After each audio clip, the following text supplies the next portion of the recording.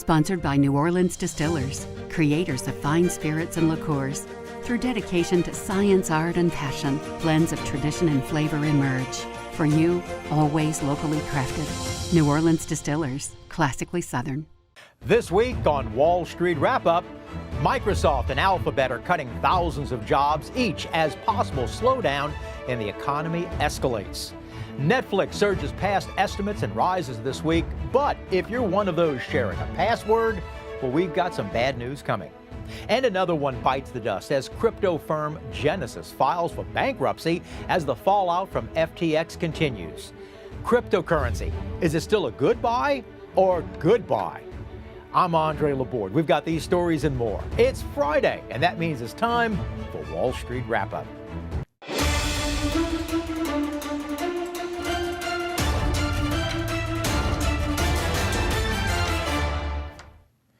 Hi, I'm Andre Laborde. Welcome to Wall Street Wrap-Up on this Friday, January 20th. The FBI said the threat of China is the biggest long-term threat to our economic and national security. My guest tonight is an expert on China, Gordon Chang.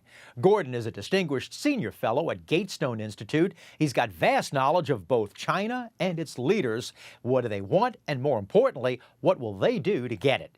Gordon is also the author of a number of books, including The Coming Collapse of China. Gordon Chang is going to be joining us in just a moment. But first, the stock market for 2023. The first 3 weeks have been good, though 3 weeks do not make a year. Now, so far, the leaders of 2023, semiconductors are up just under 10% for the year, followed by communication services at almost 8.5%. Consumer discretionary just up over 5%. And lastly, what was getting slammed last year because of higher interest rates? Technology. Well, they're making a comeback at up over 3.3% so far this year. And we've seen the leaders, but now how about the laggers? In 2023, consumer staples, the most with just under 3.5%. Utilities is down just over 2.5%, followed last by healthcare sector, and they're just under 2%. Now remember, it's only 3 weeks, so 3 down and 49 weeks more to go. We talked about tech earlier that had a horrible 2022. Well, NVIDIA is now up 16% since January 1st. Meta, once the old Facebook, is now up over 13.5%. And Amazon and Alphabet, well, they're at 13% and 9% respectively. And including some of the stragglers, Tesla, which had a disastrous fourth quarter last year, is right now at just up over 4%. Apple is up and Microsoft is just squeaking in as a positive for the year. This week, the Dow Jones and the S&P 500 were down while the Nasdaq ended positive. Though it was the first weekly loss of the year, we only had 4 days of trading due to the closure of the market due to the Martin Luther King holiday. The Dow Jones leaders this week were Disney, Apple, Chevron, and Salesforce. And the Dow Jones losers for this week were Goldman Sachs, 3M, and Honeywell.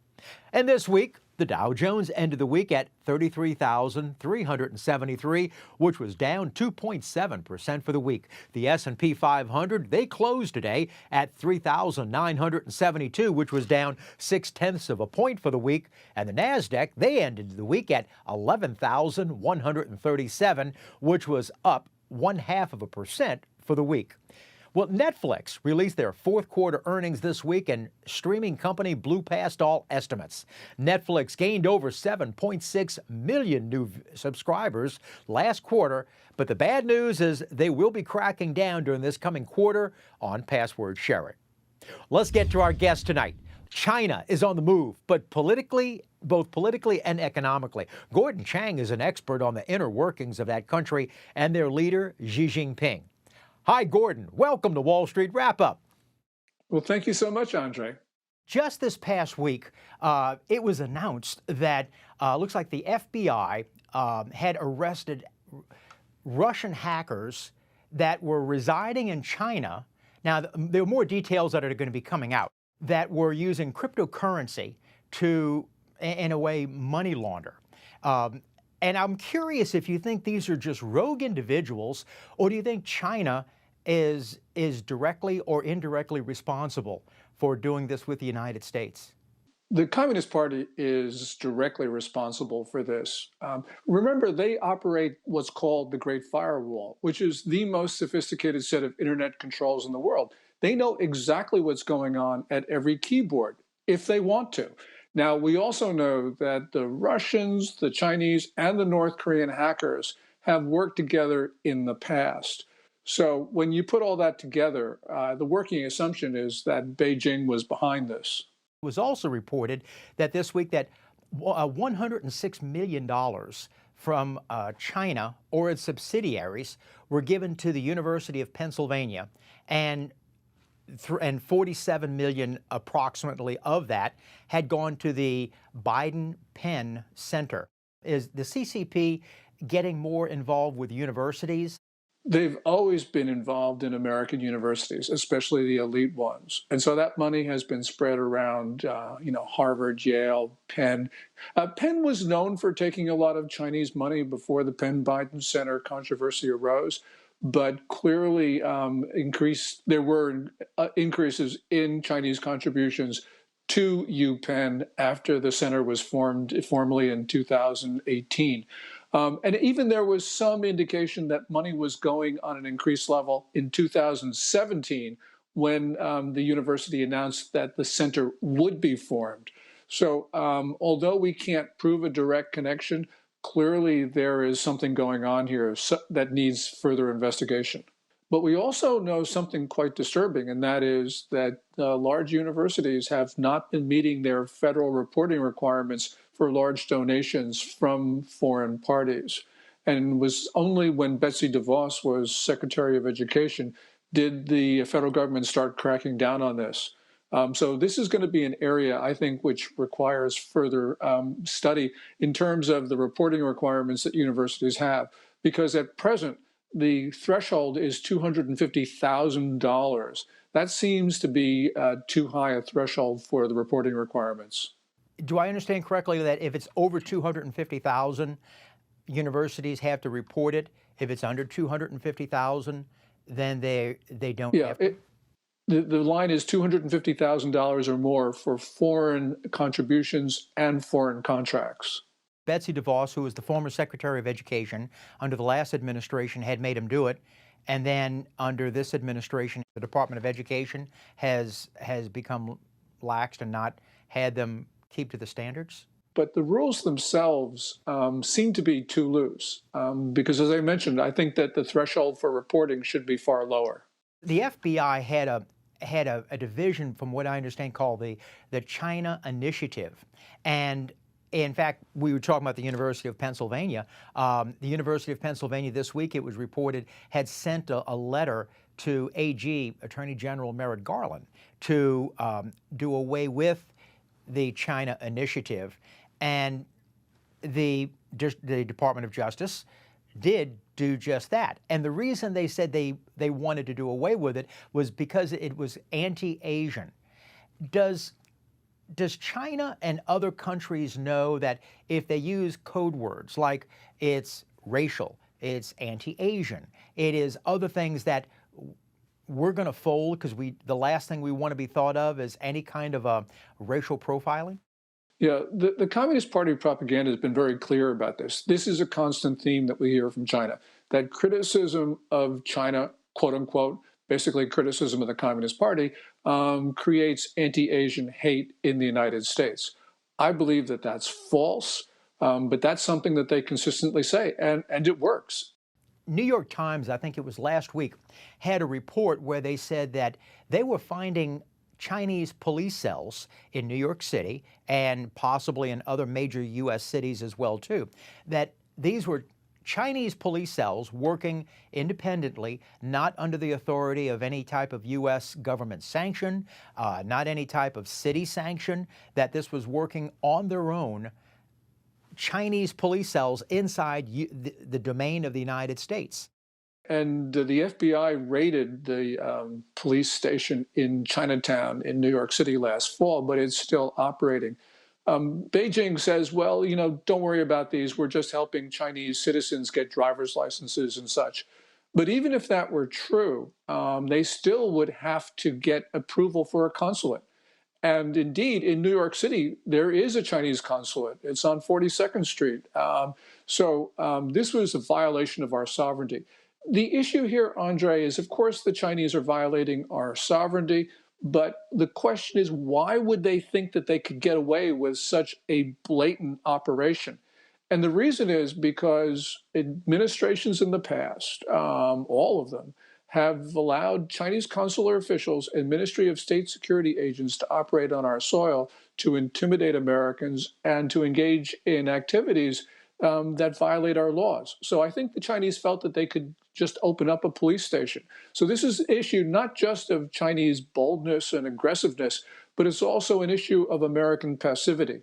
American passivity. And it goes back to what you were talking about before, where I didn't know, like, let's say there was a $250,000 threshold that universities have to account that when they get money coming in from China or its subsidiaries, they have to report it. So if universities were not following the guidelines on that, I would assume China was also thinking that we would become more passive in the other areas as well, too. And when Betsy DeVos was Secretary of Education, she actually made U.S. universities report previously unreported contributions. And those totaled something like, and I forget exact amount, but like $6.5 billion. Universities have not been following federal law on this. And so this is a whole area that really is quite troubling.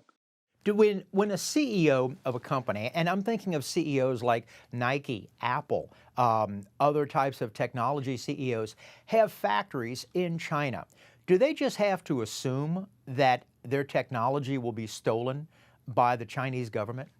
Yes, that's just the way it is in China. Those companies don't have that much in the way of cutting edge technologies. But for instance, Microsoft would, Google would, and we know that Beijing has gone after Google's technology. This is just standard operating procedure, and this has been true for decades. So, it's a question of we Americans should know what's going on. And there have been, in a related area, there have been so many Chinese hacks of the United States, not only defense contractors in the Pentagon, but also the Office of Personnel Management of the federal government, the big health insurers. These are just one right after the other. And you would think that we would do things to stop this, but we haven't. So the Chinese have continued this criminal activity. China or Chinese businesses were buying farmland near military bases in the Midwest. And I wonder why they happily, A, want the farmland, and B, why does it happily so close to military bases? Do the two have a correlation with each other? They must have a correlation. And the example that we now talk about is Fufeng Group, a food processor in Shandong province, buying within 12 miles of the Grand Forks Air Force Base, 370 acres. Now, the Committee on Foreign Investment in the United States, CFIUS, which is the Treasury Department-led task force, decided it did not have jurisdiction to stop the purchase of land. And if you look at the statutes and the implementing regulations, that's correct. It would take about 5 minutes to find that out. The question, though, is why didn't the President of the United States, using his authority under the International Emergency Economic Powers Act of 1977, stop the sale? Because from this location, China can not only install passive operating devices on the corn milling plant that they want to build, and so they could take signals from the Air Force Base, but they could also disrupt those signals. And this is important because at Grand Forks, the Air Force has satellite communications as well as communications with drones. So we don't want a Chinese facility within 12 miles of such a sensitive Air Force location. I guess it also goes back to that passivity that you were talking about earlier, is that if they figure that the United States government is not going to be making any movements from either making sure universities register how much donations they get to Chinese police stations inside the United States, to now the president not taking any action on this, they can keep going until they're told stop. Do you see that this is only going to be continuing even to a greater extent in 2023? I certainly think that it will be. And until there is that pushback, and we're starting to see a consensus in Washington about China, and it is just across the political spectrum. But we have yet to see a consensus on what to do about it, and that, of course, is the more important thing. There is the House in the House, the Select Committee on China, which is now just being organized. And we don't know what will come out of that, but we know what should come out of it. I mean, we've got the recommendations of the Congressional Executive Commission on China and also the U.S. China Economic and Security Review Commission. Tons of recommendations recently. So I hope that the Select Committee moves quickly. That's a very good point, Gordon, because I was happy to see that when they stood up that committee, and I think Congressman Mike Gallagher is going to be the chairman of that subcommittee. It was, right. I don't know what the bipartisan vote was, but even some on the other side, the Democrats even must have voted for it to be able to having it to be approved. Do you think that we hear so much now about TikTok, and now there are many states, I think North Dakota, the governor there was the first or one of the first to outlaw all state devices using TikTok, and now numerous other states are doing it. But also, from what I understand, I think the U.S. government on their handheld devices are not allowing TikTok. That's right. There's the broader issue here, and it just cuts across things. So we were talking about Grand Forks. Mm-hmm. No American can buy land in China. So why are we allowing Chinese to buy land near sensitive military facilities? It's the same thing with TikTok. China doesn't allow American apps in China. So why are we allowing Chinese apps in our country? And this is there are broader issues there. But TikTok actually poses national security threats. TikTok has been surreptitiously taking data from Americans and shipping it to China, and that's been illegal. And also, China's been using the TikTok algorithm that tells you, what you can see and what you can't see. Has been using the algorithm to propagate, for instance, Russian disinformation about the Ukraine war, glorifying drug use, fomenting violence on American streets, all sorts of things. And so this is the second aspect of why TikTok should not be allowed in the U.S. My feeling is I hope that they either ban TikTok or they force a sale to an American company which controls the algorithm. Like you said, the algorithm, that is something that's now embedded in each of our cell phones, our iPhones, or whatever kind of phones that we're using, that now that this is like a virus, that once you have that app in your phone, it certainly tracks your location. And we know this because Forbes journalists had accused TikTok of tracking them through TikTok. If you remember back into the last year, BuzzFeed did this major story about how TikTok was mishandling U.S. data. And Forbes journalists were investigating that. And apparently ByteDance, which owns TikTok, which is a private Chinese company, was tracking location of journalists who were working on that story because they wanted to find out where the leak came from. So clearly they've been misusing all sorts of data, including, as you point out, where you may happen to be at any one particular time. If you're just joining us right now, we're so happy to we're talking about China, and we're talking with Gordon Chang. Don't go away, we'll be right back.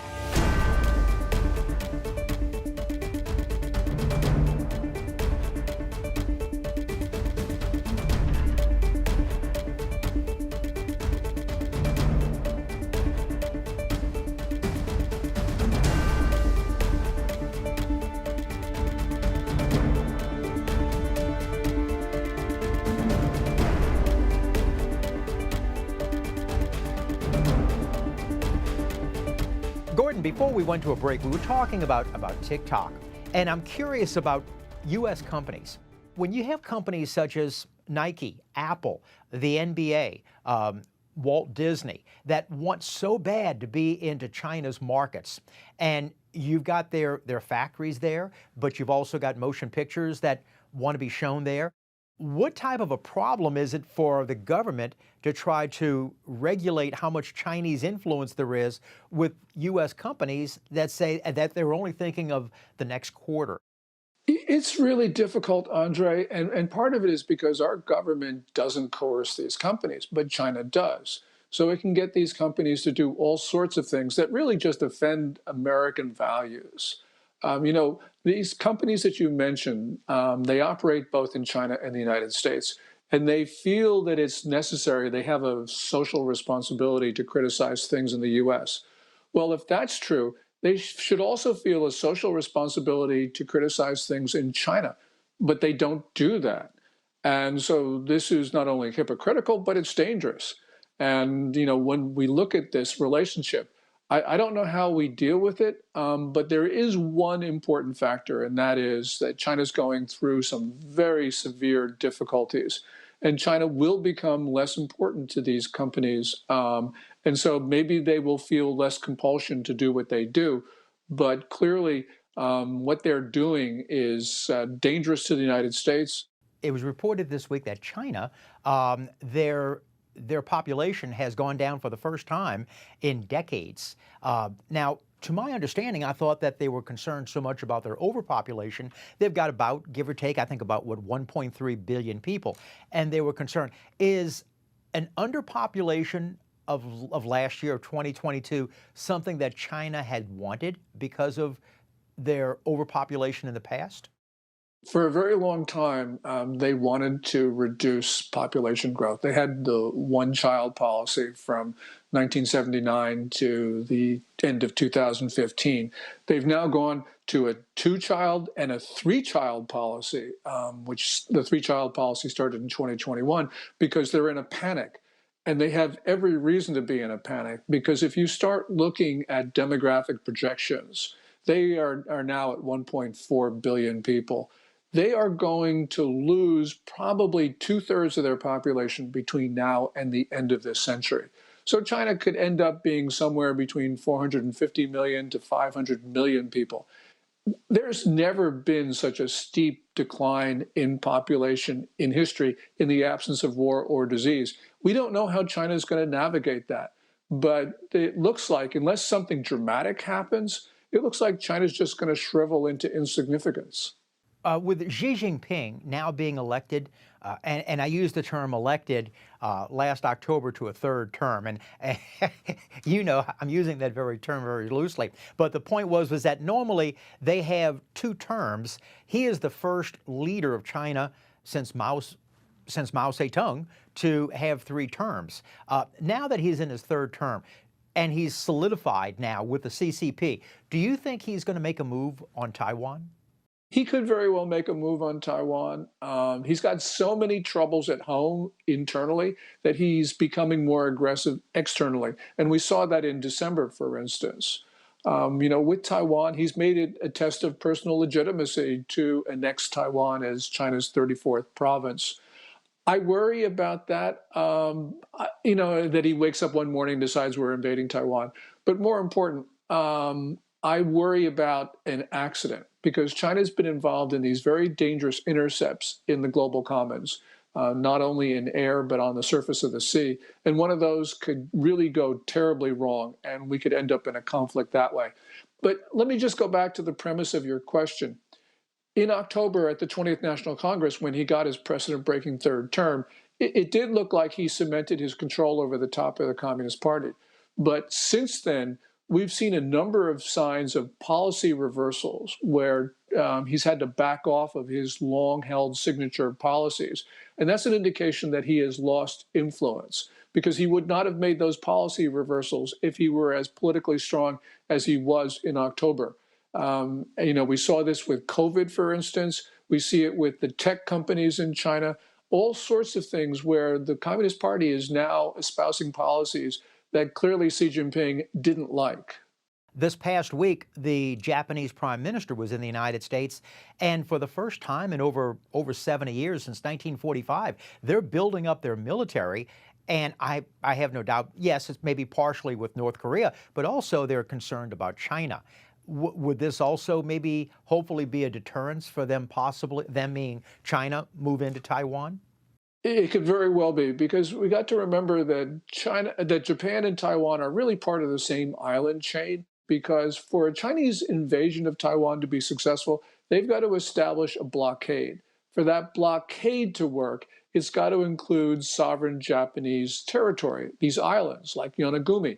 And that means that Japan knows that it's going to be involved if China invades Taiwan. So Japan is now moving very fast, especially in Japanese terms, in terms of building up its military. As you point out, they've agreed to double their defense budget from 1% to 2% of gross domestic product over the course of 5 years. But they have, and this is even more significant, they have dropped a self-imposed prohibition on counterstrike. In other words, Japan will now attack an attacker on their home territory. And that makes Japan a full partner with the United States in our mutual defense treaty, because that means we can work together. In the past, the Japanese were basically just going to defend the Japanese islands and allow the Americans to do the heavy lifting. Now, the Japanese will be doing the heavy lifting with us. How is Xi Jinping maybe different than other leaders of China? And I'm thinking back from Mao Zedong. Xi Jinping reveres Mao Zedong. And so although he has not been able to fully implement Maoist policies, he was moving China in that direction. And that's very different from his three immediate predecessors, Deng Xiaoping, Jiang Zemin, Hu Jintao, who had a different attitude. So Xi Jinping is extremely willful, extremely arrogant, extremely belligerent, much more so than his three immediate predecessors. And so in that way, Xi does resemble Mao. Gordon, I've had a lot of fun. I hope you come back. I would love to come back. So thank you so much, Andre. Thanks, Gordon. Well, if you have a question about finance or a comment about the show, we would love to hear from you. Make it pithy, make it concise, and write us at andre@wallstreetwrapup.info. Now, look for a look ahead of market information for next week. But first, what consumer electronics company was branded The Sound of Music, but it was changed its name in 1983? We've got the answer in just a moment.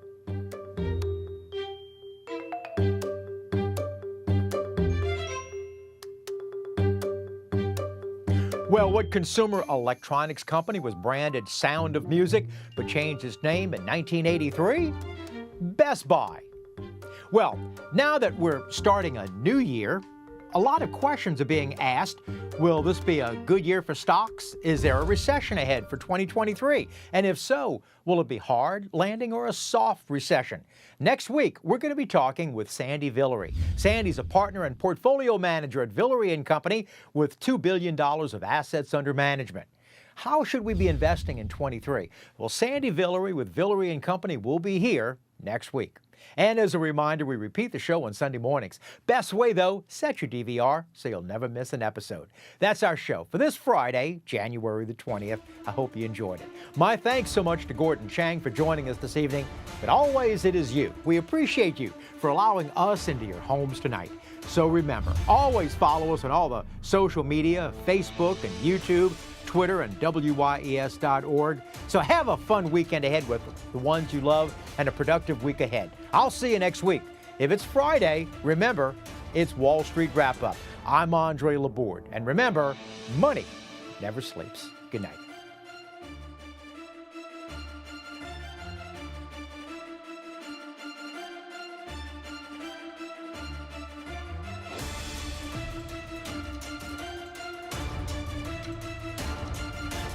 Sponsored by New Orleans Distillers, creators of fine spirits and liqueurs.